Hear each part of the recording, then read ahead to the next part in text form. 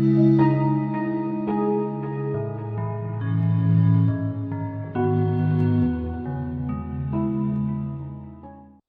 friends. Let's review.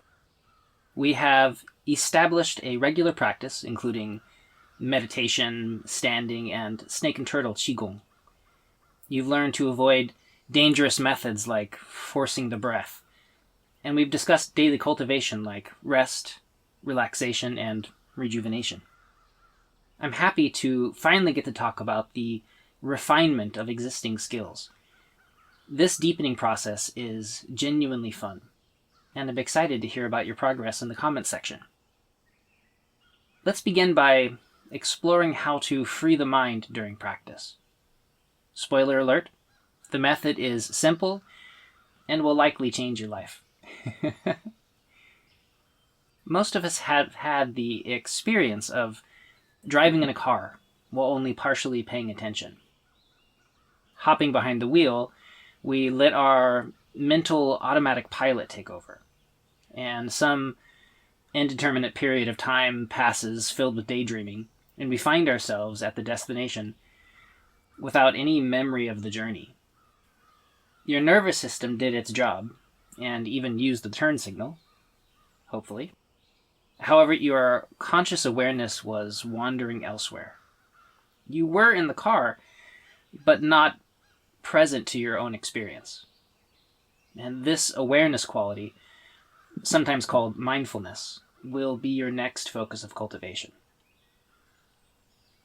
To raise money for an extended stay in China, I spent some time as a long-haul truck driver. Very quickly, I discovered the tendency of my mind to wander and be distracted from the road. I saw this happening to all the other drivers around me, and realized how hazardous it could become. My meditation teacher urged me to practice as I was driving, and thus my truck became a moving monastery. Each day I observed my habit of mentally wandering away from real life. I wouldn't even notice if my back was sore until I stopped daydreaming. It's though as I lived slightly outside my own body, and I would occasionally check in to see how things were going. Sound familiar? Over years of teaching, I've found that this is how life feels for most people. This mental disconnect is a cause of untold amounts of suffering, and more specifically, it's a terrible obstruction to Qigong. Fortunately for us, generations of practitioners have refined methods for healing this rift between reality and our waking dreams. In later lessons, we'll be able to explore the qualities of attention in greater detail. And for now, let's start small. When driving long distances, my mind would leap around like a squirrel. Even while attempting to remain present, it would linger upon memory and suddenly be fantasizing about the future. As you pay close attention to this instruction, do you notice your mind jumping from subject to subject? How different would it feel if your attention settled upon the information effortlessly? Understanding how the mind settles and how people get in their own way is essential. And let's use a more physical example for clarity's sake. For instance, while I'm driving, if I want my shoulders to sink into a relaxed position, I allow them to fall. I don't pull them down or force them to remain still by clenching. That would defeat the purpose of our training. Relaxation is a natural property of the musculature, and tension is simply interference with that quality. In a way, softness has been hiding inside the hardness all along. And let me say that again. Relaxation is what happens to the hand when the fist is released. We do not need to add relaxation as a quality. It merely needs to be released. This wisdom is why we always emphasize doing less rather than adding more, letting go rather than piling on. Using force or softening harder only obstructs your goal. And it is the identical process when learning to settle the mind. I once trained in a style of meditation that encouraged that white knuckle grip on the steering wheel of the mind. Too often, practitioners hear that focus requires effort and willpower, a squeezing of the mind to keep it from wandering. And I noticed that trying would keep me present for a short while, but my mind would always become even more unruly afterward. And this is because distraction and instability result from mental tension. Like a muscle, the mind's most natural state is relaxation and flexibility. It's a misconception to think that you must force the mind into the present moment. As with our shoulder tension, we learned to release the factors causing the problem in the first place. It settles into clarity and peace all on its own. And let me say that another way. Too often people say they must fight their mind or pull it back from distraction. And this reaction is a huge misunderstanding. It's the pushing and pulling on our experience that causes the chaos in the first place. Like learning to relax a tight muscle, learning to soften the mind allows its inherent desirable qualities to emerge. As with your body, when you find your mind wandering, release the resistance dragging it out of alignment. Then it can effortlessly settle and center, making peace possible. Have you ever noticed the relatively unmoved center point on a rotating wheel? That is where your heart and mind will rest when relaxed. No matter how much the busy world spins, your clarity will remain safe in that unmoving center. And let's call that point of stability the present moment.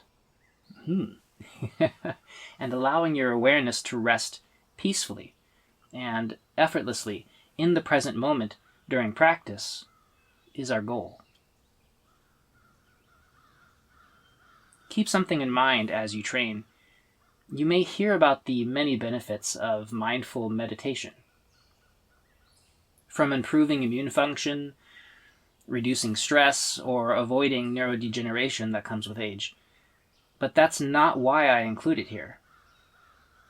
Avoid turning your practice into a self-improvement project. That's just another form of tension. Instead, notice how lovely it feels when your mind rests quietly within reality, even if only for a moment.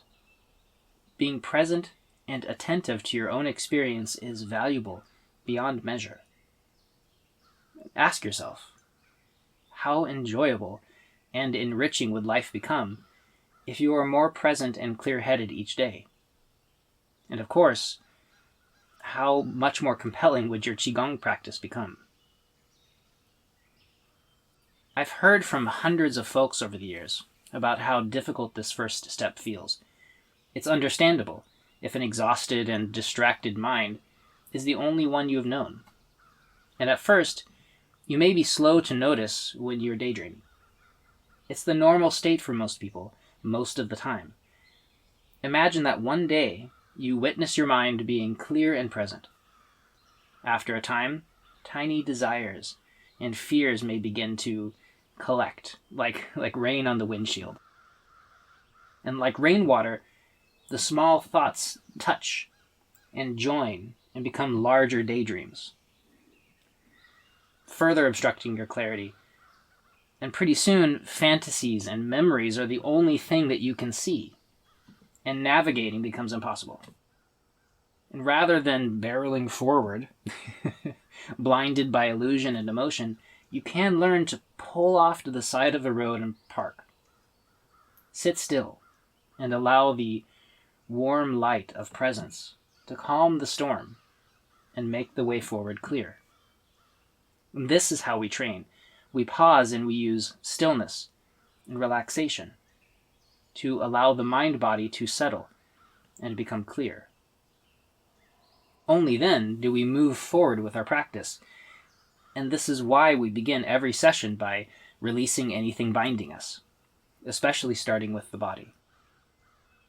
The experience of our physicality is always immediate and in the present moment.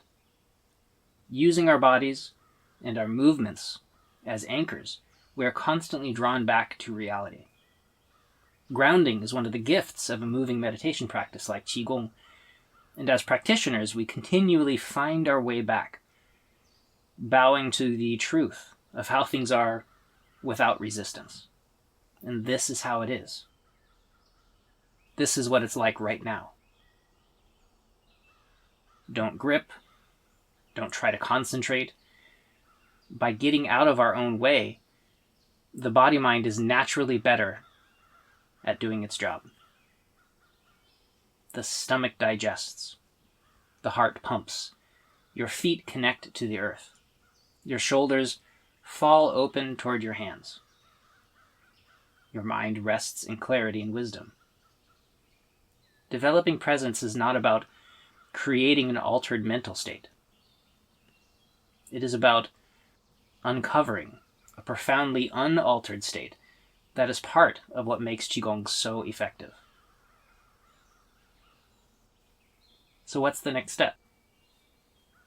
It's vital to become intimately aware of your level of distraction or presence during practice, and choose to allow your awareness to rest in your actual experience of Qigong rather than any thoughts or daydreams that appear. In future lectures, I will offer training methods that help your mind become more present and stable, and maintain a lighter grasp on your experience during practice. Stability will take time, and there's no reason to hurry. Move on to the next lessons in the curriculum. Try the counting meditation method. It's excellent. And notice how your ability to be mindful increases over time. If your mind is particularly chaotic, yes, I'm talking to you, spend extra time with this stage of cultivation and you'll be amazed at how much of a difference it can make of your feeling of well-being, which of course leads to your homework. 10 times each day, notice when your mind has wandered away from the present moment. Importantly, don't attempt to pull your mind back to reality or push away the daydream that has entranced you. Instead, like releasing a tight muscle, gently relax the mind and allow your awareness to settle effortlessly into reality. Get better and better at this meditative letting go, and you replace any habits you have of using tension to control your experience. Other people in the community will have difficulty with this, so please do share your experiences with them in the comment section. Get better and better at appreciating the peace of the present moment, and enjoy your practice.